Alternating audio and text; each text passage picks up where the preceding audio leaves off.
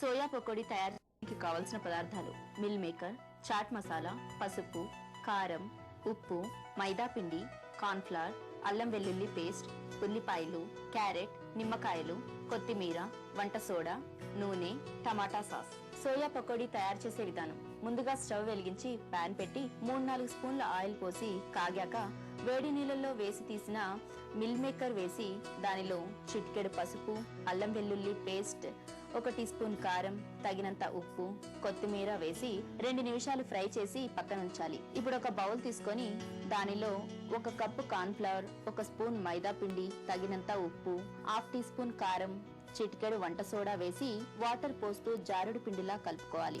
ఇందులో ఇంతకు ముందు వేయించిన సోయా బాల్స్ వేసి కలిపి స్టవ్ వెలిగించి పాన్ పెట్టి డీప్ ఫ్రైకి సరిపడే నూనె పోసి కాగాక కలిపిన మిశ్రమాన్ని పకోడీలా వేసి ఎర్రగా వేయించి ప్లేట్లోనికి తీసుకోవాలి.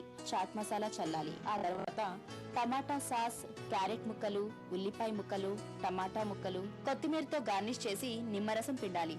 అంతే, ఎంతో వేడి వేడి సోయా పకోడీ రెడీ.